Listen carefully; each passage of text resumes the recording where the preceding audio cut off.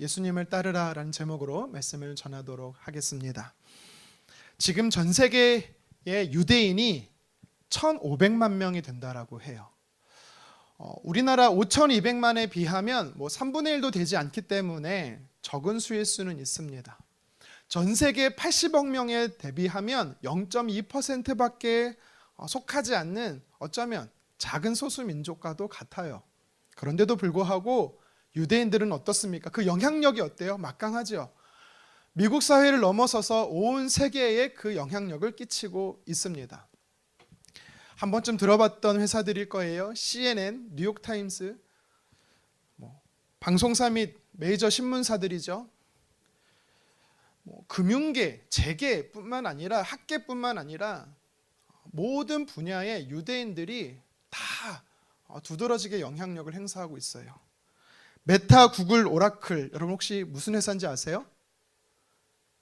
저도 사실 잘 몰라요. 팔란티어 아세요? 아시는 분은 그것 좀 하는 분이에요. 챗GPT를 만든 오픈 AI. 여러분 제가 언급한 모든 회사의 그 CEO가 누구냐면 유대인들입니다. 그렇다면 어떻게 이 작은 민족, 소수의 사람에게서 엄청난 영향력들이 나타날 수 있는 걸까요? 그들의 숨은 잠재력이 뭘까요? 특별함이 뭘까요? 질문지능이란 책에 보면 유대인들은요, 어려서부터 가정에서 부모들이 자녀들에게 질문을 한대요. 너는 어떻게 생각하니? 너는 왜 그렇게 생각하니? 그러면 어떻게 하면 될까? 라고 계속해서 자녀들에게 질문을 던진대요. 그러면 자녀들은 생각하게 된다라고 합니다. 또 학교에 들어가서 토론 수업이라는 이 하브르타를 통해서요, 그들은 창의적으로 생각하게 됩니다. 가정에서나 학교에서나 질문하는 이 교육법이 유대인들에게 있어서는요, 세상의 능력으로, 세상의 리더로 영향력을 갖추는 특별함이다라고 이야기를 해요. 왜? 어떻게? 라는 질문은요, 우리의 사고를 넓혀줍니다. 질문은 단순한 호기심을 넘어서 알을 추구하게 되고 우리가 어떻게 살아야 하는지 방향성을 제시해 줍니다. 그래서요, 질문은 상대방의 마음을 헤아릴 수 있고 수준을 알 수 있는 중요한 도움이 돼요. 오늘 성경에도 보면 예수님께서 질문을 하고 계세요. 제자들에게 2번에 걸쳐 질문을 합니다. 18절과 20절에 보니까 예수님의 질문의 내용이 뭡니까? 나를 누구라 하느냐예요. 나를 누구라 하느냐. 이 질문은 단순히 예수님이 궁금해서 정보를 얻고자 하는 것이 아니었습니다. 시점이 굉장히 중요합니다. 3년의 공생의 기간 동안에 이제 조금 있으면 십자가에 달리셔야 되는 그 마지막 순간에 다다랐을 때 예수님이 하신 질문이었어요. 그동안 예수님과 동고동락했던 이 제자들이 자신을 누구로 이해했는지 궁금하셨습니다. 그리고 앞으로 예수님이 십자가의 메시지를 전할 텐데 그것을 충분히 제자들이 이해할 수 있었는지 예수님은 알고 싶었던 거예요. 먼저 자신을 누구로 생각하는지 질문을 무리들에게 하지요. 그 답변을 제자들이 대신합니다. 우리 19절 말씀을 같이 한번 읽어보겠습니다. 대답하여 이르되 세례 요한이라 하고 더러는 엘리야라, 더러는 옛 선지자 중에 한 사람이 살아났다 하나이다. 아멘. 예수님이 사역하던 그 공생의 기간 동안 예수님 주변에 많은 사람들이 있었는데 그들은 늘 궁금했어요. 저분은 누굴까? 저분은 어떤 분일까? 그래서 사람들은 스스로 생각했습니다. 저분은 이런 분일 거야. 말씀해 보니까 3가지 유형이 나와요. 예수님에 대한 무리들의 첫 번째 유형이 무엇입니까? 세례 요한이에요. 세례 요한은 예수님이 공생의 사역을 시작하기 초창기에 이미 헤롯 왕에 의해서 죽었어요. 그럼에도 불구하고 왜 예수님을 세례 요한으로 생각했냐면 그 당시 세례 요한은 엄청난 영향이 있었던 사람이에요. 광야에서 회개를 선포하며 사람들에게 세례를 베풀며 엄청난 영향력을 끼치던 지도자, 영적 지도자였는데 예수님의 가르침의 권세가 그 세례 요한처럼 비슷해 보였던 겁니다. 그래서 혹시 세례 요한이 살아난 사람 아닌가라고 많은 사람들은 생각했던 거죠. 2번째로 무리들은 예수님이 엘리야다라고 생각을 합니다. 엘리야 역시 구약 선지자 중에 한 명이죠. 여러분 근데 왜 많은 선지자 중에 하필 엘리야라고 생각한지 아세요?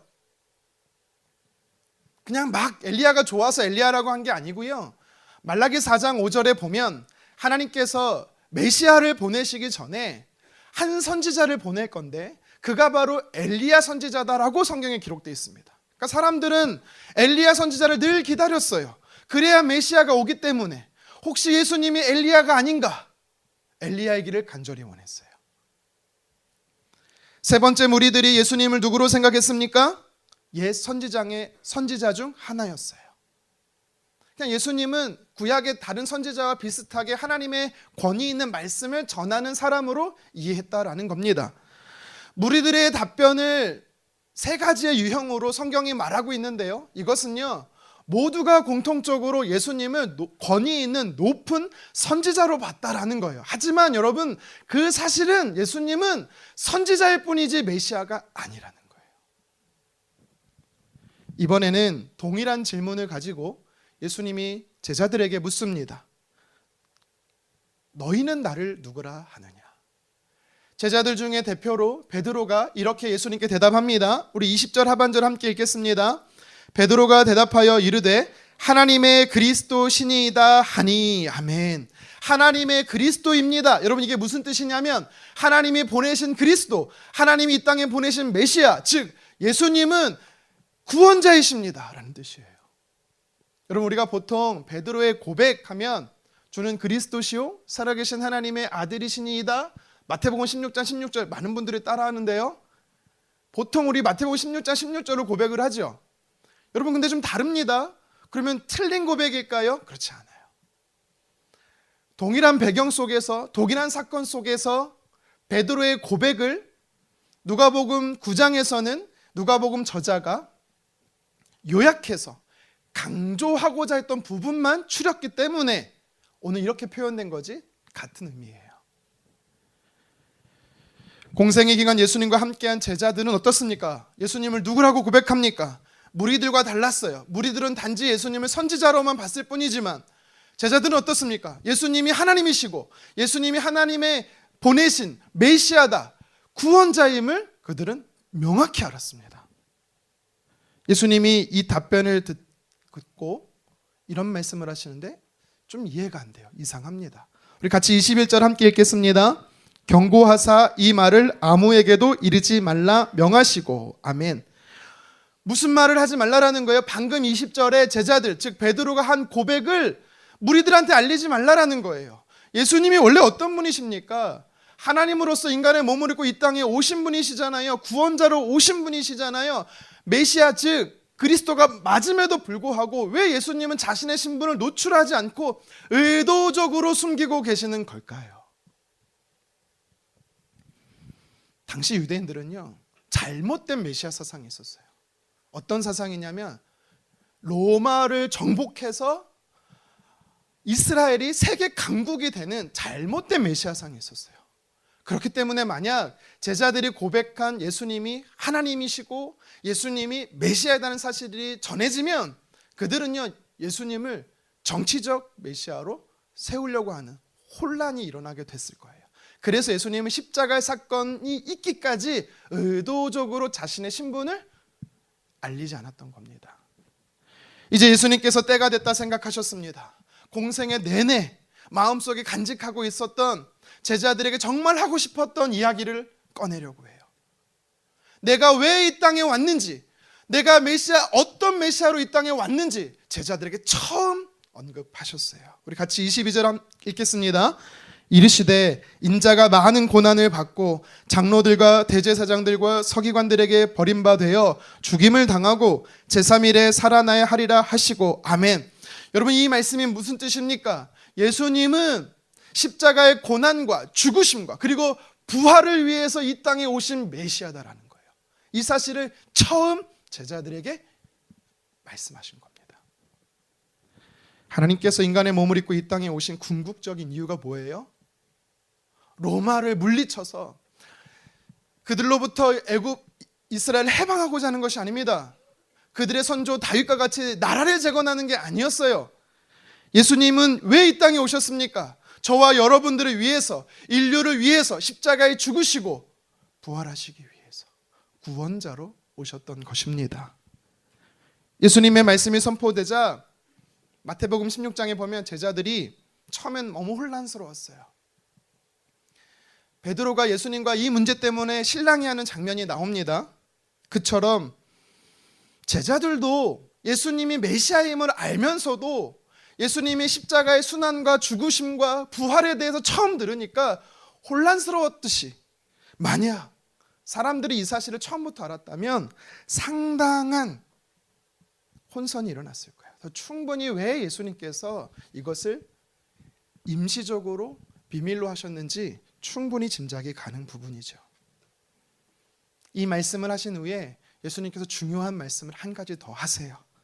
이번에는 제자들뿐만 아니라 무리들 전체를 향해서, 모두를 향해 예수님께서 말씀하십니다.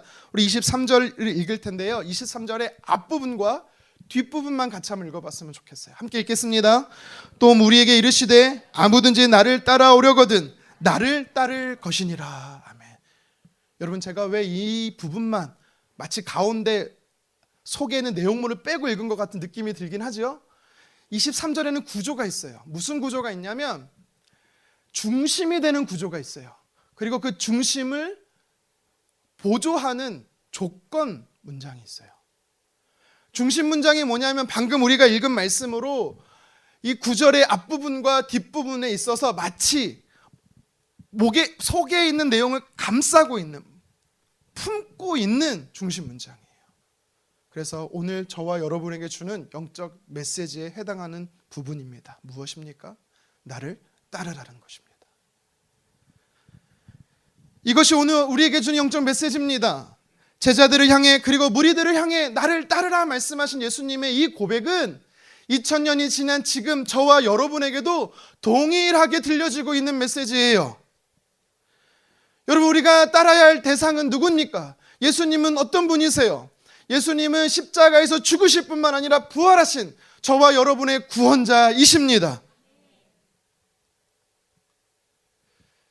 고난주간을 앞두고 오늘 종려주의, 다시 한번 우리가 십자가를 믿음으로 바라보며 어떻게 주님을 따라갈 수 있는지 저와 여러분들이 말씀을 통해 살펴봤으면 좋겠어요. 누가 예수님을 따를 수 있을까요? 우리가 예수님을 따르기 위해 어떻게 할까요? 오늘 성경 우리에게 구체적으로 말씀하세요. 첫 번째는 예수님을 따르기 위해서는 믿음의 주가 되시는 예수님을 고백해야 돼요. 내 삶에 예수님이 누구신지 믿음으로 고백할 수 있어야 합니다. 그렇게 고백하는 사람이 바로 예수님을 따르는 사람이에요. 만약 지금 여러분들이 다른 누군가에게 예수님을 소개한다라고 한다면 여러분, 예수님을 어떻게 소개할 수 있으세요? 예수님은 나의 힘이십니다. 예수님은 나의 도움이시고 나의 반석이시고 나의 위로자고 나의 격려자고 나의 치료자이십니다. 그 밖에도 여러분들이 다양하게 예수님을 표현할 수 있겠죠. 하지만 여러분, 우리가 어떤 표현으로도 어떤 고백으로도 예수님을 소개하든 여러분, 절대 빠져서는 안 되는 고백이 한 가지 있습니다.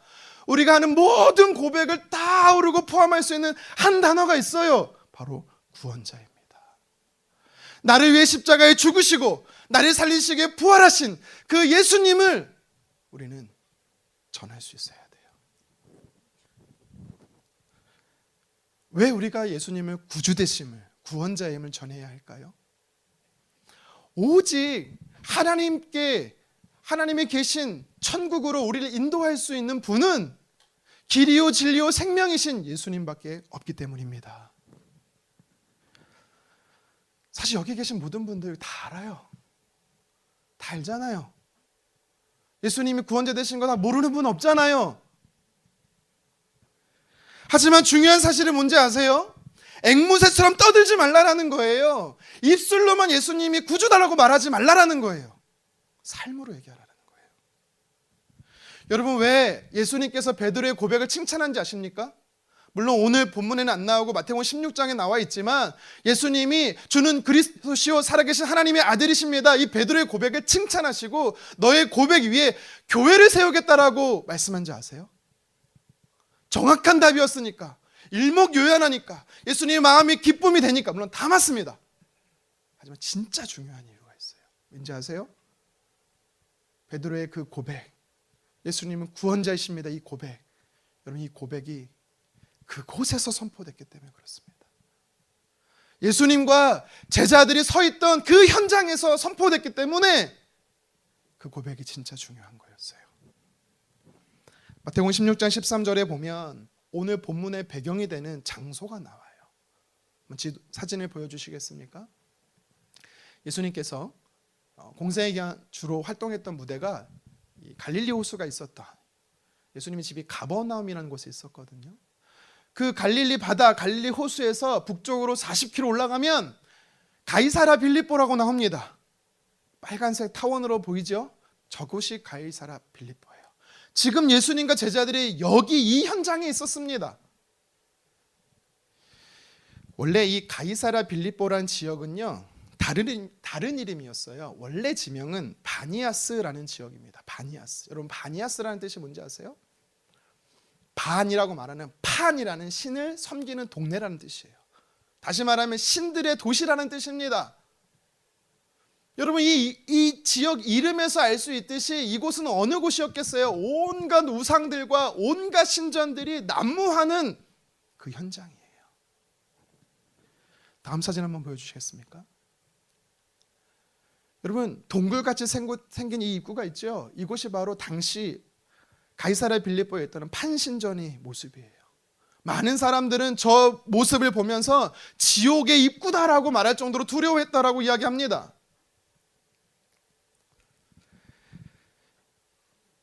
예수님과 제자들이 바로 그 온갖 바알신뿐만 아니라 모든 신들이 있었던, 모든 신들의 집약체였던 그 도시에 서 계셨어요.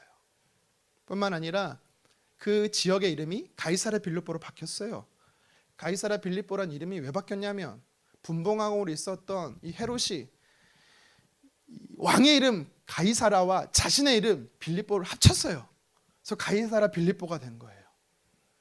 그러니까 그 도시는요, 단순히 종교 중심의 도시가 뿐만 아니라 정치적인 도시였다라는 겁니다.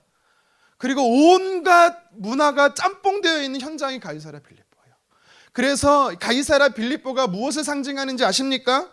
종교적이고 정치적이고 문화적으로 혼돈되어 있는 복잡한 세상, 저와 여러분이 살아가는 이 세상을 상징하는 곳이에요. 그곳에서 누가? 제자들이, 베드로가 예수님은 구주이십니다, 예수님만이 유일한 하나님이십니다를 믿음으로 선포했던 거예요. 모든 우상들은 거짓이고 오직 예수님만이 살아계신 하나님이다라는 이 믿음의 고백이 그 땅에서 처음 울려 퍼진 겁니다. 여러분 예수님을 따른다는 것은 바로 내가 살아가는 삶의 현장, 하나님이 나를 보내신 삶의 현장, 온갖 우상들이 가득한 세상 속에서 예수님만이 유일한 구주이심을 선포하는 것. 여러분 그것이 바로 예수님을 따르는 거예요. 가이사라 빌립보와 같이 하나님이 예배받지 못하는 곳, 하나님이 아닌 거짓 우상이 높아져 있는 곳, 그곳에서 예수님이 왕이십니다. 그곳에서 예수님이 주인이십니다. 여러분 우리는 선포할 수 있어야 되는 것입니다.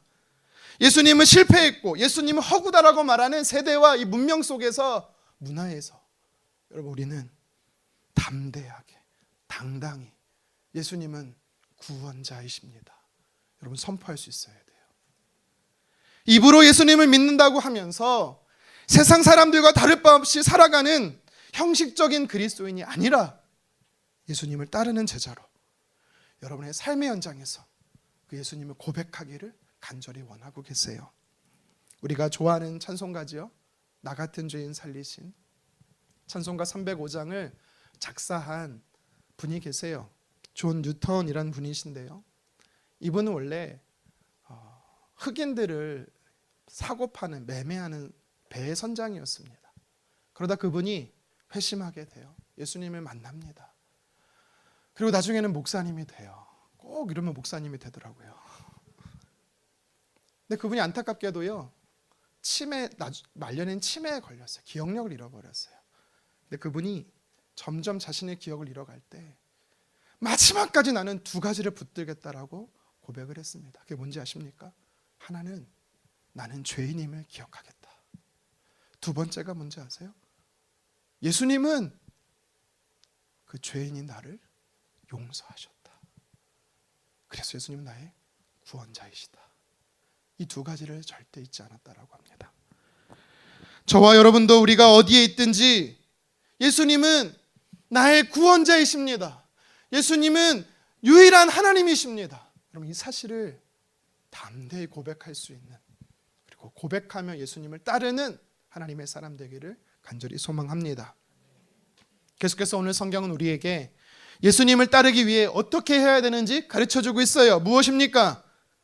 자기 십자가를 지라라고 말씀하세요. 자기 십자가를 지라. 우리 23절 하반절 같이 한번 읽겠습니다. 자기를 부인하고 날마다 제 십자가를 지고 나를 따를 것이니라. 아멘.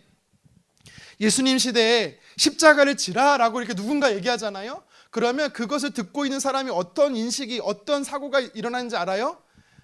무서운 형벌입니다. 자기의 십자가를 처형장까지 끌고 가서 그 십자가에 죽는다라는 의미예요. 그럼 예수님께서 저와 여러분들을 향해서 너의 십자가를 지라라고 하는 건 뭡니까? 당장 죽으라는 뜻일까요? 아니요, 그런 의미는 아니에요. 무슨 의미입니까? 내 자아를 십자가에 못 박으라는 거예요. 십자가에 못 박는다, 십자가를 진다, 십자가에 못 박는다는 의미가 무엇인지 바울은 갈라디아서 2장 20절에 우리에게 잘 설명해 주고 있습니다. 같이 한번 우리 갈라디아 2장 20절 읽겠습니다. 내가 그리스도와 함께 십자가에 못 박혔나니 그런즉 이제 내가 사는 것이 아니요 오직 내 안에 그리스도께서 사시는 것이라. 아멘. 십자가에 내가 죽는 게 자기 십자가를 지는 거다라고 이야기를 합니다. 십자가에서 나를 위해 피 흘려 죽으신 그 예수님을 바라보면 내 자아가 죽는 거예요. 내 자아가 죽기 시작하면 예수님이 그 십자가에서 살아나시는 겁니다. 여러분, 그게 바로 십자가를 지고 주를 따르는 것입니다. 여러분, 그러면 십자가에 못 박아야 할, 십자가에 죽어야 할 내 자아는 뭘까요? 내 생각, 내 뜻, 내 계획 모두 다 죽여야 되는 건가요? 아닙니다. 내가 주인 되려고 하는 나, 죄인 된 자아, 하나님 없이 살아걸어가는 옛사람의 모습들, 여러분, 이거를 십자가에 못 박는 거예요. 요한일서 2장 16절에서 말하는 것처럼 육신의 정욕, 안목의 정욕, 이생의 자랑, 이것을 십자가에 못 박는 거예요. 결국 십자가에 나를 못 박는 것은, 내가 죽어야 되는 것은 내가 주인이 되려고 하는 마음인 것입니다. 그런데요, 23절을 자세히 한번 보세요. 예수님께서요, 십자가를 지라라고 말씀하시면서 뭐라고 이야기하고 계십니까? 언제 십자가를 져야 된다라고 말씀하죠? 날마다. 무슨 뜻이죠? 십자가는 한 번 지고 해결되는 게 아니라는 겁니다. 십자가는 한 번 지고 완전해지는 게 아니라는 거예요. 어제의 십자가가 있고 오늘의 십자가가 있고 내일의 십자가가 있다라는 겁니다. 여러분, 여기서 한 가지 오해하지 않았으면 좋겠어요. 십자가는 고통스럽고 괴롭고 싫은 것으로 여기지 마세요. 만약 그렇게 사고하면 더 이상 그때부터 신앙생활은 힘들어집니다. 부담스럽고 괴로운 게 됩니다. 아닙니다. 예수님께서 십자가를 지라라고 말씀하실 때는 눈물 콧물 흘리면서 전쟁터로 나가라, 사형장으로 끌려가는 그런 모습으로 이야기하는 게 아니에요. 우리가 날마다 십자가를 지고 십자가에 나를 못 박는 것은 하나님 없이 살려고 하는 내 육신을 못 박는 겁니다. 내 죄의 계획들을 못 박는 거예요.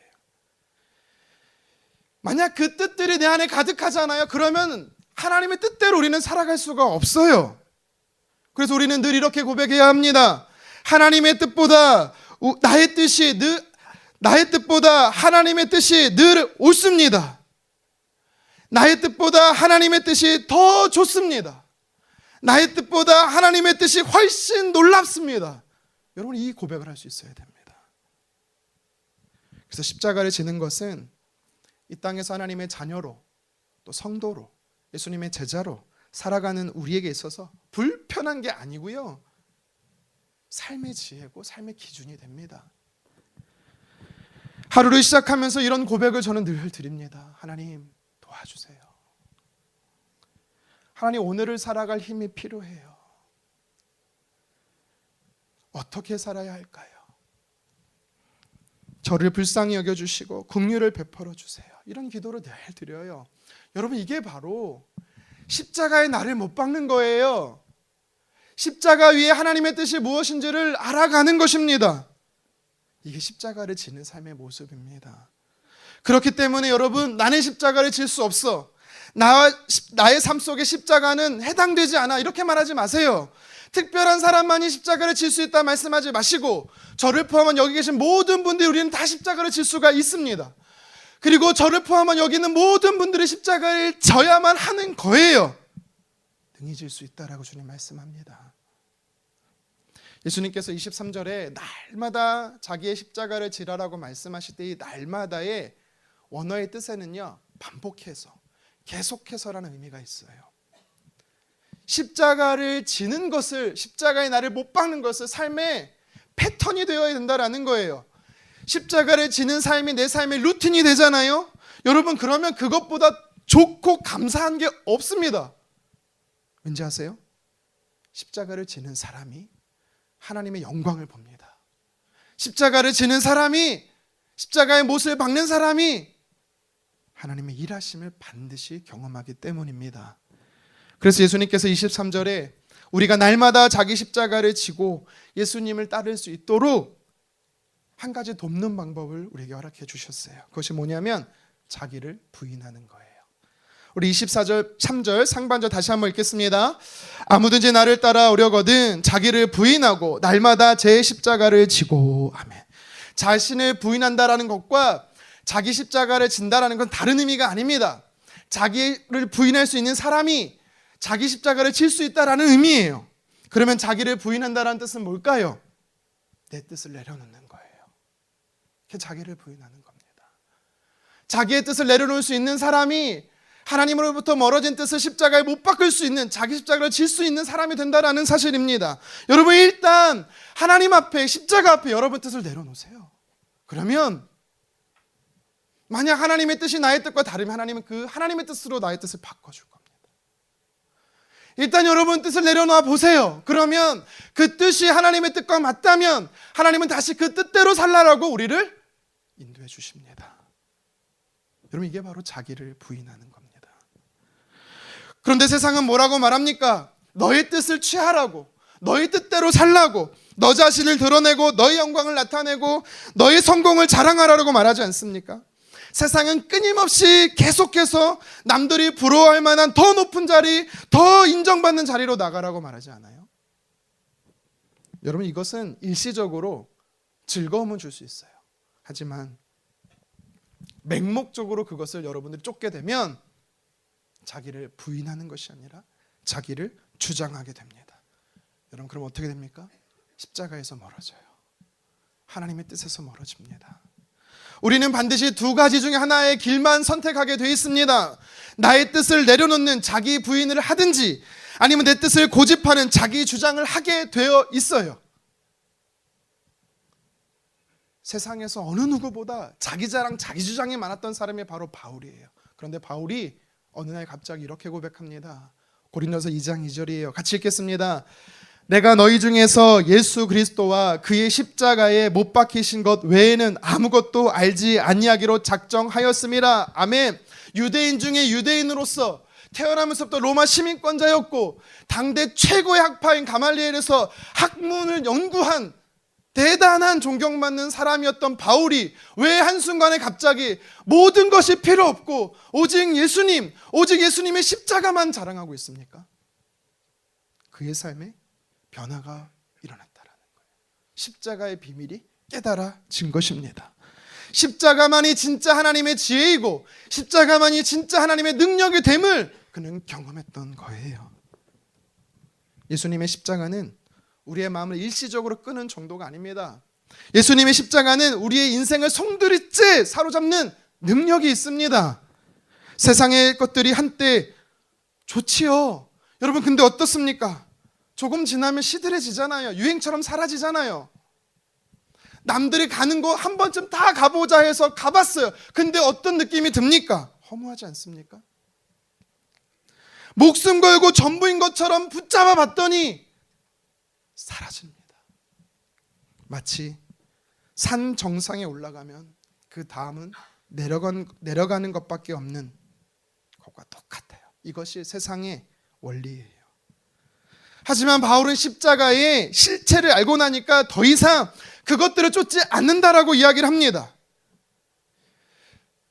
십자가의 은혜를 한번 맛본 사람은 십자가에서 멀어질 수가 없다라는 거예요.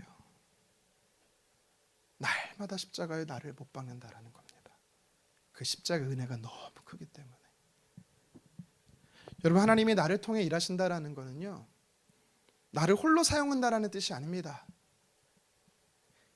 예수님과 함께 십자가에 못 박힌 나를 통해 일하신다라는 뜻이에요. 하나님의 관심이 뭔지 아세요? 여러분들이 얼마나 대단한 사람인가에 있지 않아요. 여러분들이 십자가에 못 박혀 있는지 예수님은 거기에 관심이 있습니다. 여러분이 날마다 십자가를 지고 주님을 따라가고 있는지 여기에 관심이 있으세요. 만약 십자가를 지고 주님을 따르지 않으면서도 겉보기에 멋진 일을 하고 있는 것 같다면 그것은 자기 만족과 자기 유익과 자기 의를 위해 살고 있는 자와 똑같아요. 결국 십자가를 대적하는 자가 됩니다. 사랑하는 성도 여러분, 확인해 보십시오. 내가 십자가에 못 박혀 있는지 확인하세요. 내가 날마다 십자가에 나를 죽이고 있는지 확인해 보십시오. 내가 죽어야만 예수님이 사십니다.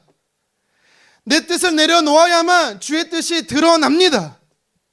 남들이 알아주지 않아도 묵묵히 그 길을 걷는 분들이 계세요. 시간과 물질을 들여서 섬기는 분들이 있어요. 어떻게 가능할까요? 자기를 부인하는 분이에요. 날마다 자기를 십자가에 못 박는 분입니다. 십자가에 나를 못 박지 않으면, 십자가에 죽지 않으면 다른 사람들이 내 수고를 알아주지 않는다고 시험에 듭니다. 예수님께서 십자가에 죽으시면서 억울해! 억울하다고!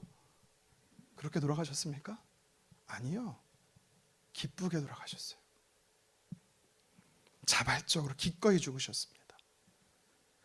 왜 나만 죽어야 합니까? 여러분, 이렇게 말씀하시는 분 있어요? 그분은 아직 십자가에 죽지 못한 분이에요. 그러면 자아가 살아납니다.